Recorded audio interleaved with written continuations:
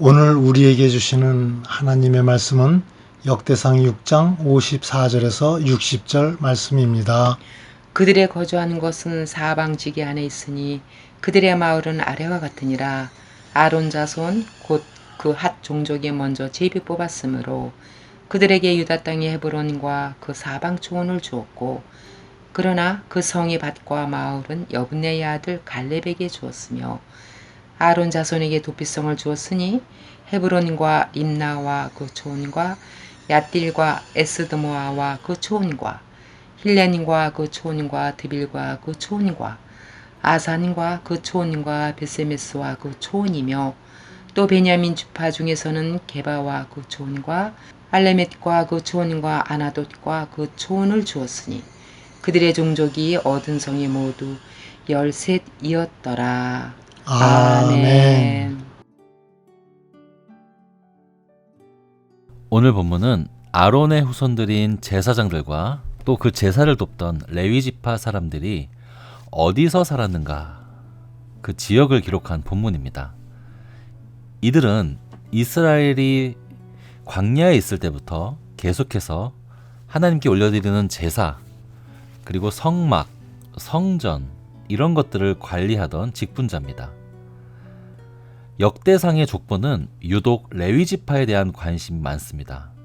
다른 지파에 대한 족보도 나오기는 나옵니다만, 예를 들면 납달리 지파의 계보는 단 한 절로 끝내버리기도 하는데, 레위 지파와 제사장 가문에 대해서 설명할 때는 6장 전체 81절이나 되는 그런 많은 분량을 할애합니다. 이 사실 자체로 우리가 알 수 있는 것은 하나님께서는 우리의 모든 삶에 물론 관심이 많으시지만 특별히 우리의 예배 생활, 또 영적인 삶에 더욱 큰 관심을 가지고 계신다는 것을 알 수 있습니다. 당시 레위 지파 사람들은 이스라엘 국가의 제사와 성전 관리를 감당하던 사람들이기 때문이죠. 오늘 본문은 이들의 가문이 어떻게 구성되고 또 어느 지역에 살았는지에 대한 그런 목록들이 나오는데, 우리가 그 세부적인 내용을 다 볼 필요는 없겠습니다. 다만 우리가 알아야 할 것은 대략의 원칙입니다. 우선 첫 번째는 하나님께서 이 직분자들을 전역에 골고루 흩어져서 살게 하셨다는 것입니다. 레위 지파 외에 나머지 일반적인 12개 지파들은 흩어져서 땅을 배분받은 것이 아니고 한 지파가 한 지역을 이렇게 통째로 받았습니다. 우리나라의 예를 들면 경상남도에는 무슨 지파, 강원도에는 무슨 지파, 이런 식으로 분배가 된 것입니다. 한 지파가 한 도씩 받은 셈이죠. 그리고 한 지파가 분배받은 지역 안에는 군데군데 여러 개의 성들이 포함되어 있습니다. 그런데 레위 지파는 다릅니다. 레위 지파는 기본적으로 땅을 기업으로 받지 않았고 각 지파의 지역 안에 포함되어 있는 그런 몇 개의 성들 중에서 일부만을 받았습니다. 즉 땅이 없습니다. 농사를 짓거나 목축을 할 수는 없고 그저 살 수 있는 집만을 받았다는 것입니다. 왜냐하면 평범한 12개 지파는 땅이 기업입니다. 땅을 경작하고 땅에서 짐승을 키워서 그걸로 먹고 삽니다. 그러나 레위인들은 하나님 자체를 기업으로 삼아야 하는 특별한 의무가 있습니다. 이스라엘 백성이 하나님께 드리는 예물과 11조를 가지고 생계를 유지하죠. 그렇게 성만을 받은 레위인들은 여기저기 퍼져 살면서 넓은 땅에 퍼져 있는 이스라엘 민족의 신앙을 하나로 묶는 역할도 했습니다. 이들은 제사를 섬기지만 평소에는 하나님의 말씀을 온 이스라엘에게 가르치는 역할도 했습니다.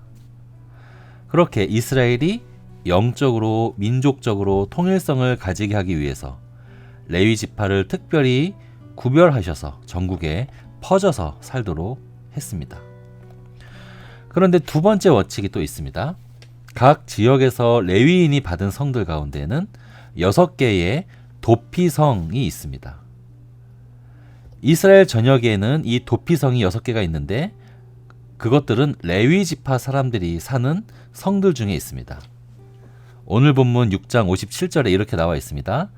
아론 자손에게 도피성을 주었으니 헤브론과 림나와 그 초원의 얏딜과 에스모야의 그 초원과.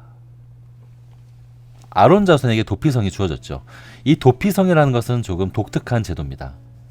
누군가가 살인을 했을 때 그 살인자에게 복수할 수 있는 권리가 유가족에게는 당시에 있었습니다. 눈에는 눈으로, 이는 이로, 생명은 생명으로 갚아야 한다는 엄격한 법률이 당시 이스라엘에 있었습니다. 그런데 살인 중에는 고의로 한 경우도 있지만 실수로 살인한 자들도 있죠. 아무리 실수든 고의든 유가족 입장에서는 이 살인자를 죽이고 싶은 마음이 들 것이고 또 실제로 죽여도 되는 그런 법적인 뒷받침이 있었다는 것입니다. 그래서 실수로 사람을 죽인 그 사람이 복수자로부터 생명을 보호받을 수 있도록 만들어 놓은 것이 이 도피성입니다. 살인자가 그 도피성으로 피하면 그는 보호받습니다. 이 도피성은 각 지역에 흩어져 사는 레위인들의 성이죠. 6개의 도피성은 전국 어디서라도 쉽게 찾아올 수 있도록 띄엄띄엄 흩어져 있었고, 도피성에 한 번 들어온 죄인은 나갈 수 없다는 점에서 사실상 감옥과 같았습니다. 자기가 생명을 보존하기 위해서 자발적으로 마치 자수해서 들어가는 감옥인 셈입니다. 그렇게 한 번 들어온 죄인이 밖으로 나갈 수 있는 때는 딱 한 번뿐인데 대제사장이 죽었을 때입니다. 그 전까지는 계속 도피성 안에 머물러야 하는 것이죠. 여러분, 그러면 도피성 안의 풍경을 상상해 보십시오. 일반적인 사람도 없는 건 아니겠지만 도피성의 주된 주민은 크게 두 종류가 있습니다. 거룩한 사역을 하는 제사장과 레위인들, 아니면 사람을 죽이고 목숨을 부지하기 위해 들어온 죄인들. 이 두 종류의 사람이 주로 도피성 안에 머물면서 수십 년간 섞여 사는 곳, 그게 이스라엘에 6개 있는 도피성인 것입니다. 그런데 여러분, 이 사실이 이상하게 느껴지십니까? 저는 이게 예배의 본질이라고 생각합니다. 하나님 앞에 간절한 마음으로 예배를 드리는 사람은 바로 죄인들이죠. 더 자세히 말하면 자기의 죄인됨을 통회하는 사람들이 하나님 앞에 바른 예배자로 설 수 있습니다. 하나님께서 받으시는 참된 예배는 상한 심령이라고 하죠. 처음에는 심각한 죄를 짓고 그저 목숨을 구걸하기 위해서 도피성에 달려온 이 죄인은요, 도피성의 평생을 레위인들과 함께 거하면서 그들이 가르치는 말씀, 그들이 행하는 제사를 계속 경험하게 됩니다. 지금까지 자기의 삶과는 달리 하나님의 말씀과 은혜의 현장에 계속 노출되는 것입니다. 그렇게 하나님의 은혜 가운데 젖어갈 것입니다. 그러나 자기에게 아무 죄가 없고 하나님의 은혜를 굳이 필요하지 않다고 느끼는 사람은 참된 예배자가 될 수 없습니다. 여러분, 이 도피성이 무엇을 의미할까요? 바로 모든 죄인의 피할 곳 되시는 우리 예수 그리스도입니다.